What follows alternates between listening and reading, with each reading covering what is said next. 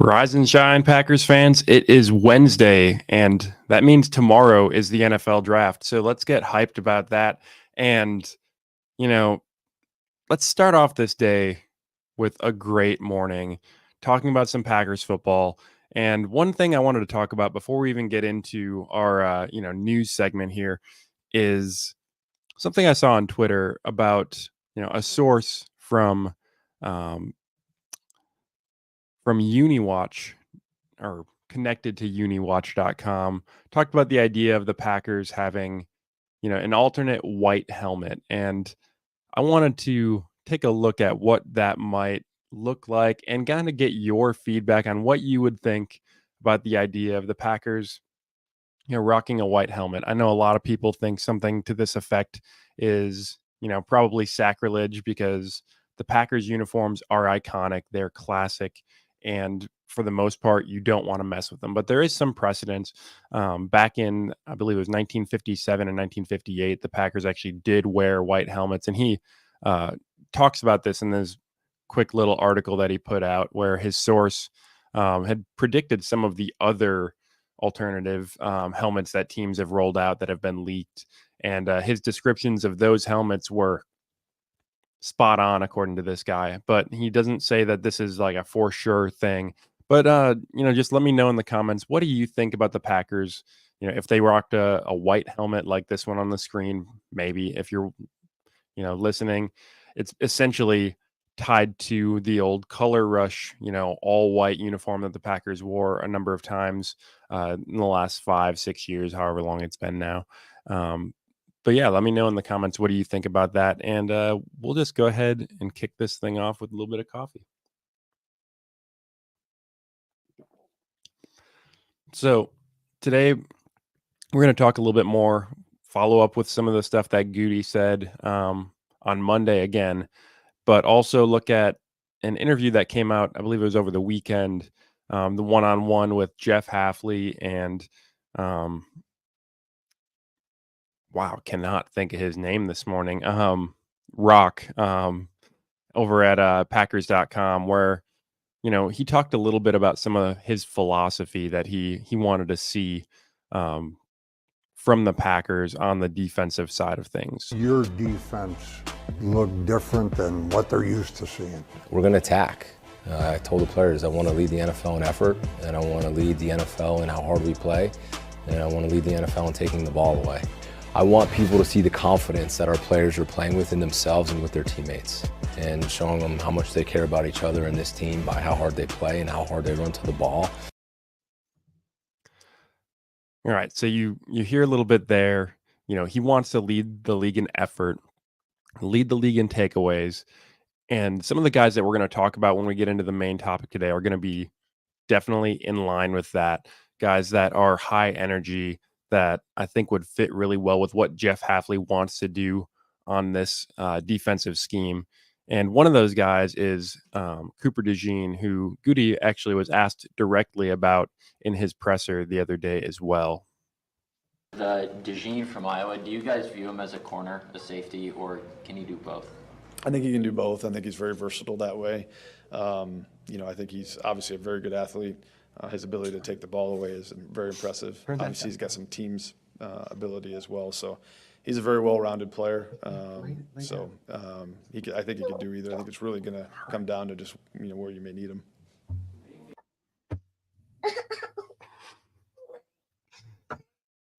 If you're watching, I apologize for the interruption, but my son's just waking up and is cranky. But you hear Goody talk about DeJean and asking or being asked specifically about whether he views him as an outside corner or as a safety, and really he just goes on to say that he thinks he could do both. And I think the Packers have talked a bit about that.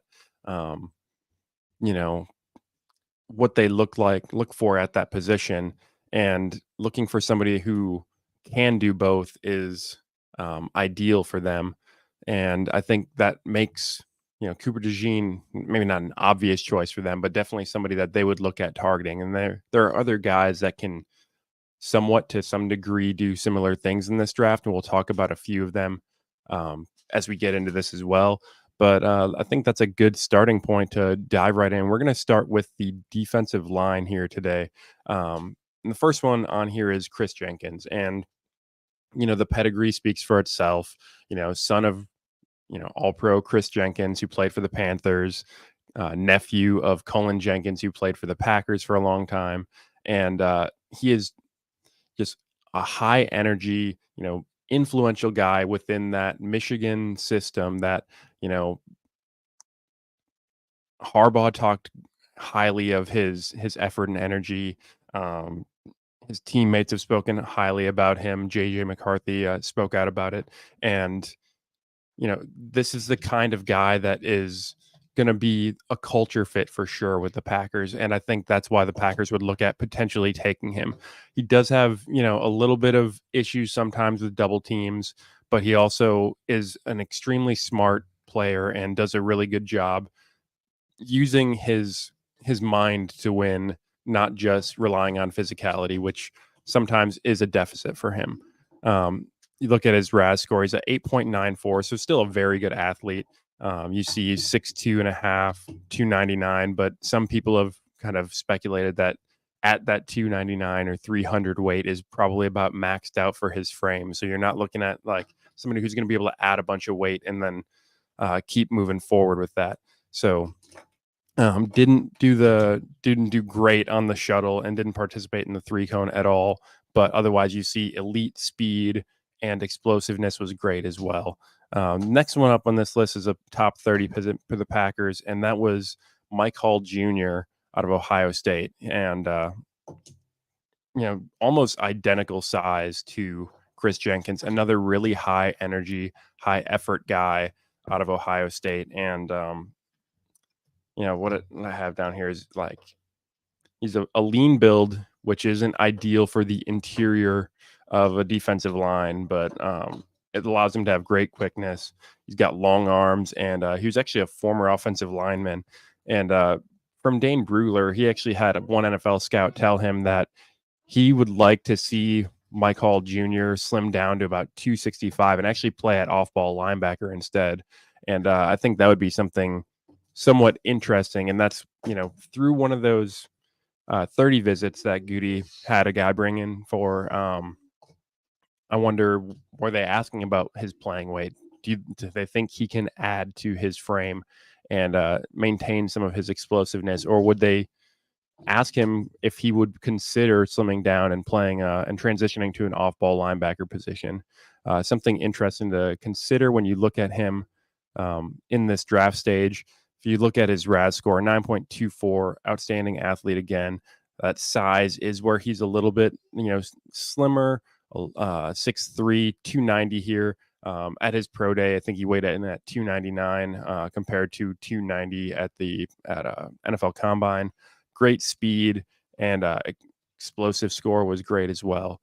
And then the last guy we've got here is, I believe, another 30 visit, Mason Smith out of LSU, another defensive tackle who he has good length, great upper body strength, but he needs a little bit of time to develop. So he ended up tearing his ACL in 2022, which kind of stunted some of his development and growth within that LSU defense. So he's going to need a little bit of time, but let's take a look at his RAS score quick. And another good athlete at 8.99, all guys that are within, Packers, at least, athletic thresholds for a lot of these things. I can't say specifically what they're looking for as far as agilities, but generally want somebody who's got a little bit better agilities there. But somebody who could be a developmental guy for them and, learn behind Kenny Clark and Devontae Wyatt and some of those guys like Slayton in the middle as well.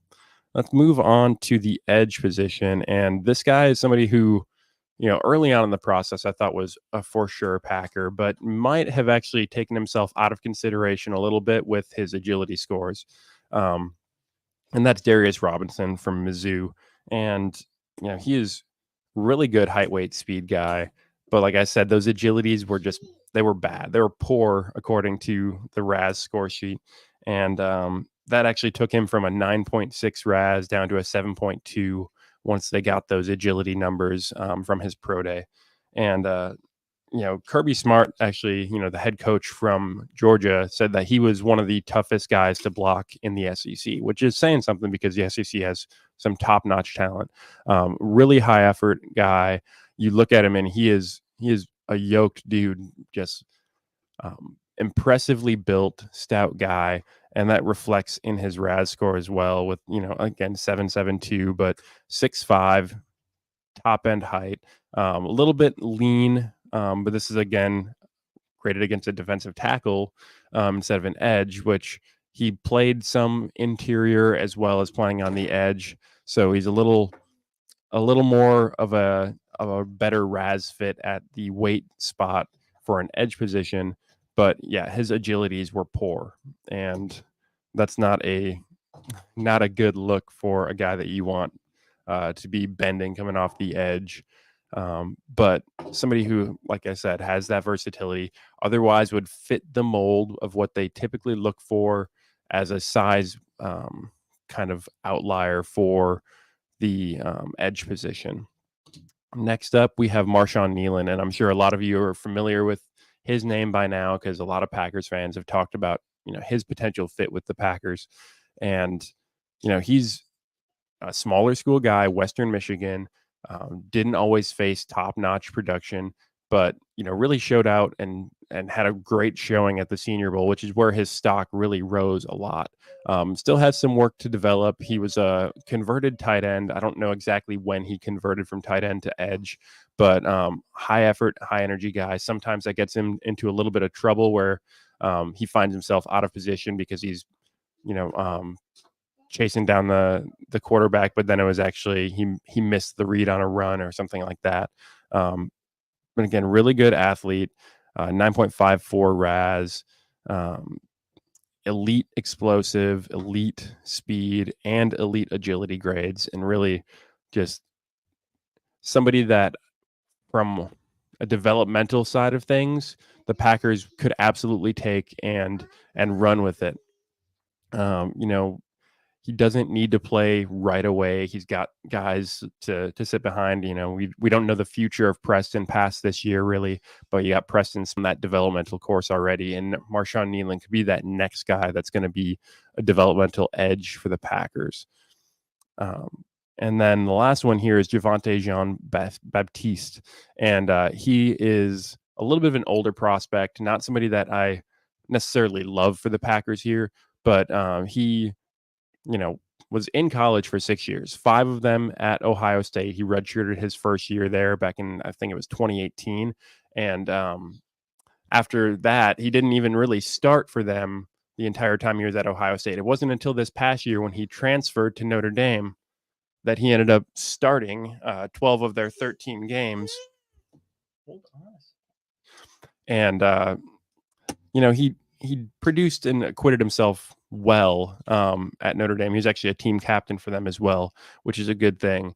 But I think why he would be somebody to consider for the Packers is his RAS score. Again, 9.13. Don't have those agility numbers, but great explosiveness and speed scores, which make him a later round potential target for the Packers. They like that athletic upside, and they could work with that. And while they don't typically take older prospects, it could be something where they're looking to have somebody come in who they can work with a little bit. And, if you get one contract out of him and he's a 6th rounder, that's good value. So moving on to the linebacker position, a lot of people's top linebacker is Edgerrin Cooper, and the Packers reportedly have been highly interested in Edge Cooper through the whole process. And I mean, it's easy to see why. He's a great athlete. He's got really good downhill instincts as a linebacker. The real question mark for him is how will he do in runs or in the pass support side of things? How will he do playing, with a back pedal and heading back into coverage? And you see he's a 9.13 RAS score. Great speed, ran a 4.66 at the 40, and he's got good explosive scores with his vertical and broad jumps, and that's something that they do like at the linebacker position.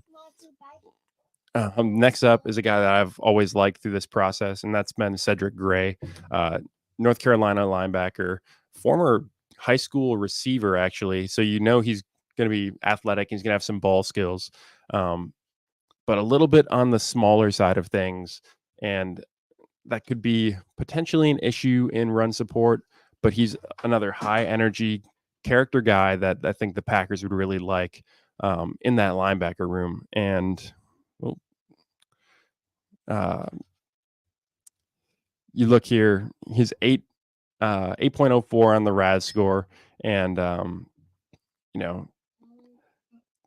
good athlete. We didn't get the agility testing, but again, knowing that he's a former receiver, I'm not too concerned about that. I mean, that's not to say that every receiver has great agility scores, because they absolutely don't. But something that I would be willing to kind of give him a little bit of a pass on personally. But a good potential prospect there at linebacker.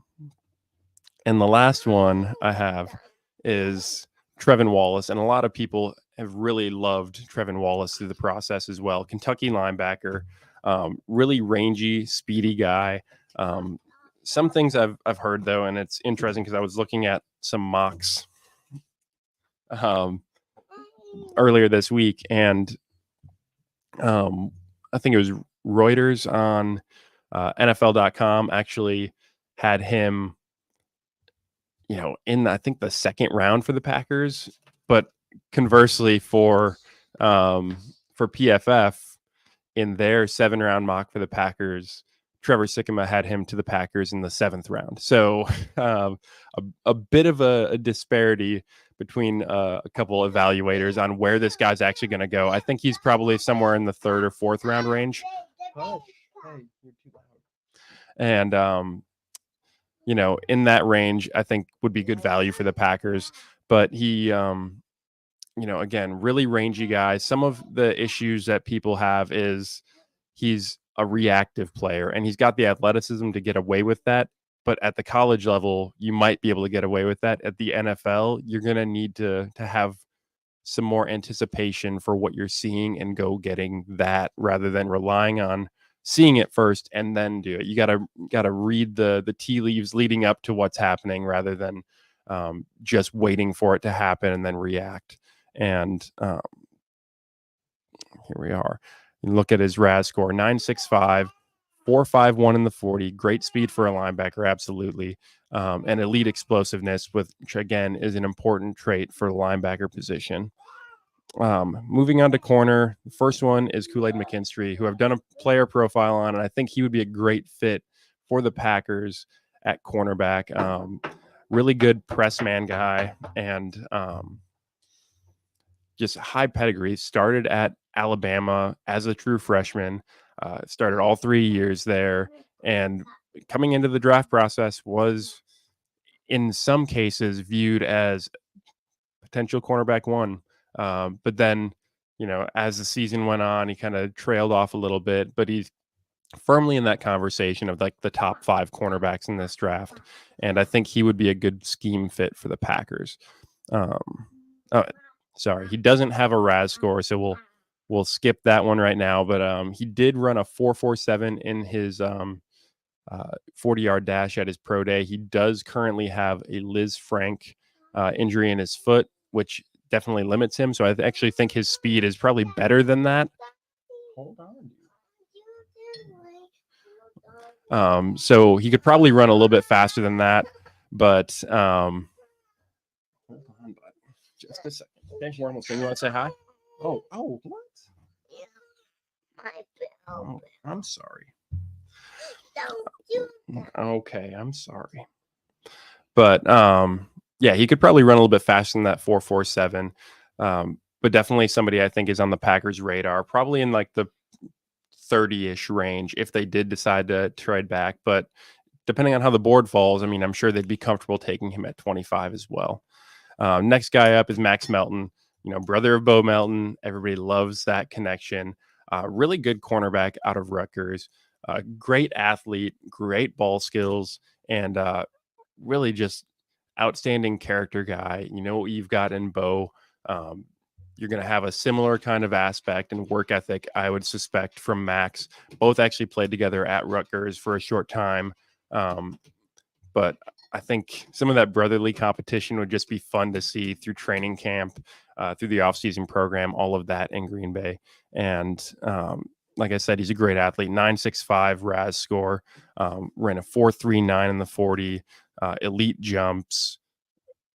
Just somebody that I think would be a no-brainer for the Packers at the right spot. And then one of Hafley's guys, Elijah Jones, his top cornerback at Boston College. A little bit older prospect again. I believe he played 5 years at Boston College, which is great experience, but at the same time, hey, you're a little too loud. Great experience, but a little bit older prospect, and does have a definite ceiling that isn't as high as some of these other prospects. So you're looking, maybe 4th or 5th round where he would be somebody to target, but his athleticism matches what the Packers would want, and that's 9.54 in the RAS. Ran a 4.44 40, elite jumps again. A lot of these guys are not doing agility testing, which is, in my mind, somewhat of a red flag, but at the same time, you got to know what you know and know what you don't know, as Brian talked about on Monday. And I think knowing what Elijah Jones can do with Hafley being his head coach and now our defensive coordinator is something that would, cast away some of the doubts that they might have. And you might know that I didn't include Cooper DeJean in the cornerback spot, but I think he would honestly be the top safety in this draft. And I think that's how a lot of the NFL teams probably view it. And he's an outstanding athlete. Hold on. 5 more minutes. Okay. Elite athlete, definite Packers type. Hey. I know. 5 minutes. I know. 5 more minutes. Yeah, please. You say go back, go. You want to say go back, go? Go back, go. Yeah, high five. Awesome. So yeah, Cooper DeJean, outstanding athlete, absolute Packers type, great ball production, has that versatility where he can play inside, play outside corner, and obviously a lot of us think that he could kick inside and play safety. And as Brian talked about earlier in the show, if you haven't seen, go back and check it out. He talked directly about what he thinks Cooper DeJean can do. Okay, that's enough. We'll quickly get through the last few here. So we've got Javon Bullard, another guy that I think can play all of those positions. Actually played a lot of slot cornerback at Georgia.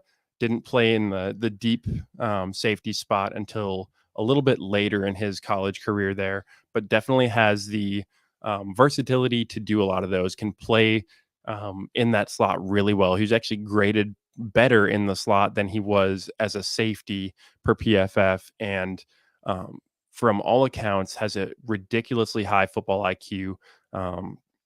Had great recall of specific plays from specific games in a lot of his interviews, which Daniel Jeremiah told a story on the Move the Sticks podcast where they had Trevor Sikkema on, and he was actually telling a story of how an NFL team during the combine asked him about one play, and he rattled off the 2, 3, 4 plays before that one that set the situation for what was being asked about in their specific question. And I think that's something that would jump off the page to the Packers, and they would love that from a safety.